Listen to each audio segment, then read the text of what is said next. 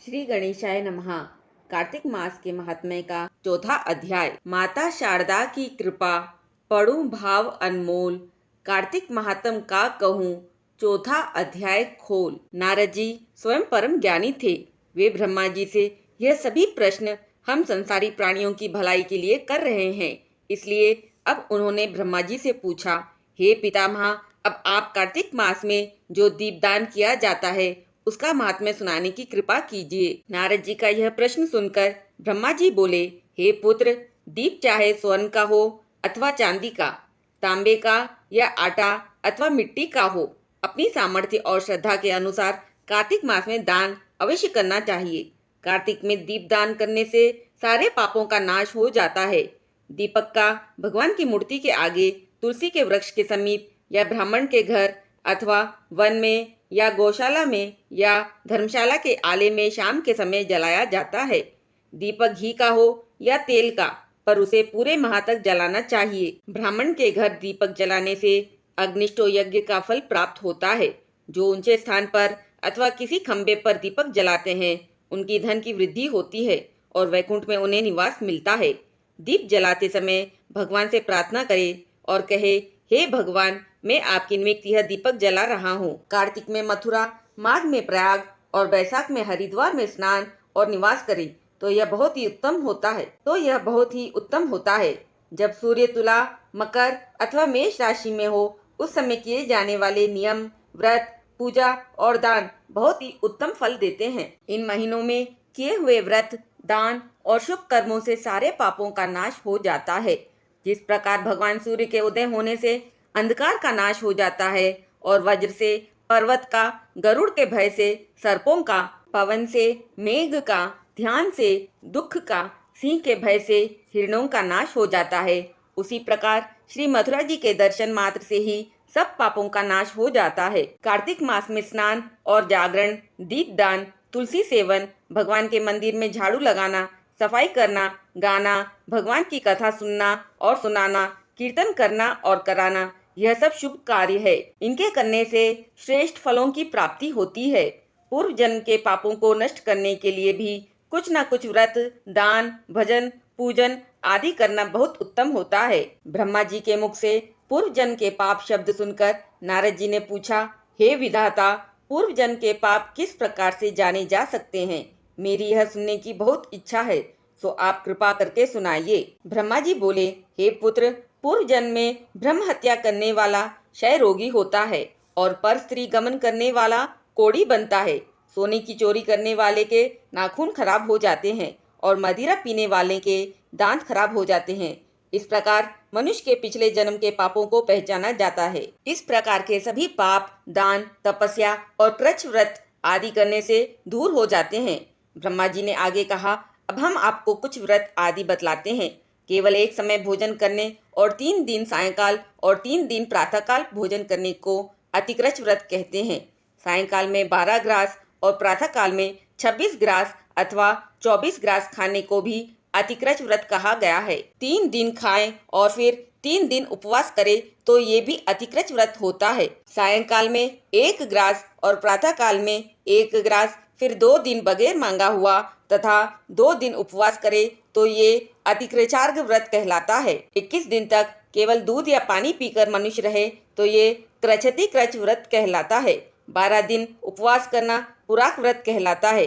4 दिन कुछ नहीं खाना, फिर सत्तू खाना या छाछ पीना, इसके बाद ब्राह्मण को दक्षिणा देना सौम्य क्रच व्रत कहा गया है। इसी प्रकार 12 दिन तक उपवास करना द्वादश क्रच व्रत कहलाता है। तुला पुरुष को दान करना और गाय के घी, गोबर, दूध, दही और कुशा का जल पीना और दूसरे दिन उपवास करना यह क्रच संतापन व्रत कहलाता है। 3 दिन गोमूत्र, 3 दिन गोबर, फिर 3 दिन दही, 3 दिन दूध और फिर 3 दिन तक घी खाने से भी यह कृच्छ संतापन व्रत होता है। ये सारे पापों को नाश करने वाला व्रत है। इसी प्रकार गुलर, कमल, बेल के पत्ते या कुशा का जल प्रतिदिन पीना भी उन कृच्छ व्रत है। 3 दिन तक उपवास करके पहले कही गई वस्तुओं को पिए तो पूर्ण कृच्छ व्रत होता है।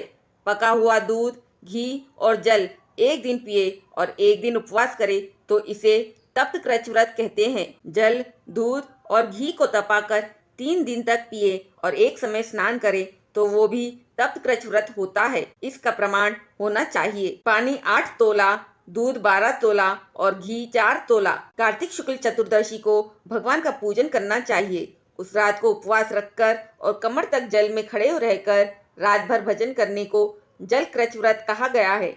जो इस व्रत को करता है वो वैकुंठ को प्राप्त कर लेता है।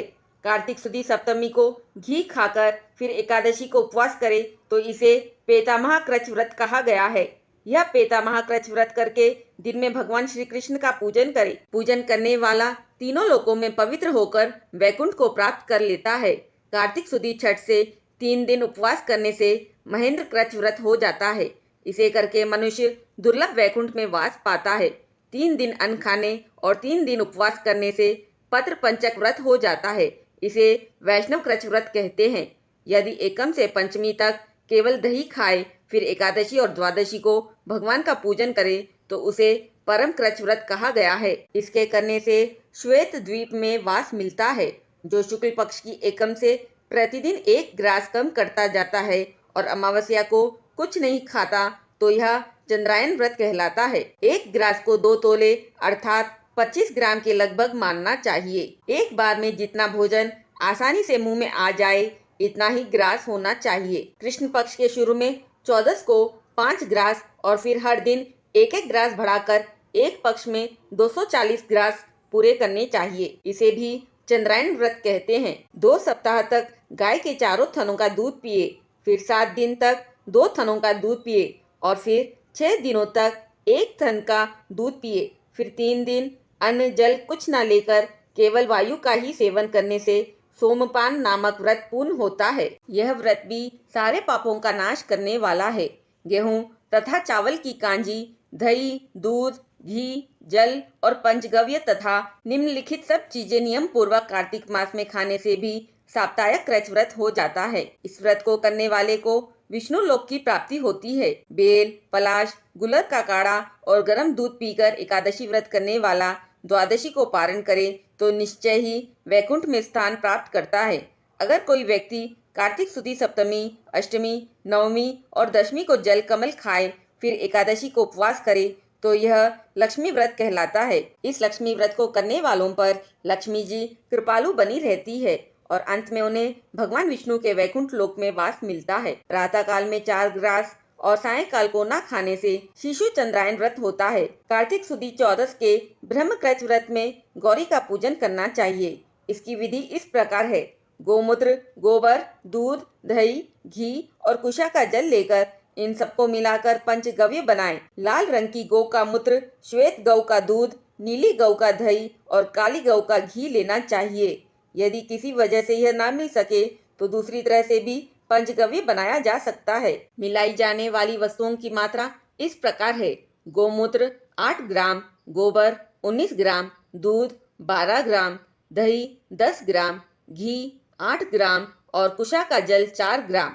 गोमूत्र को गायत्री मंत्र पढ़कर मिलाना चाहिए। गोबर को गंधम द्वारा मंत्र से, दूध को पया प्रताव्य मंत्र से, दही को दधिक्रावर्यो मंत्र से, घी को तेजोमसी मंत्र से और कुशा के जल को दवस्येति मंत्र पढ़कर मिलाना चाहिए। इसको कुशा के पत्तों में रखकर विधिवत हवन करें। वेद के इन मंत्रों से आहुति देनी चाहिए।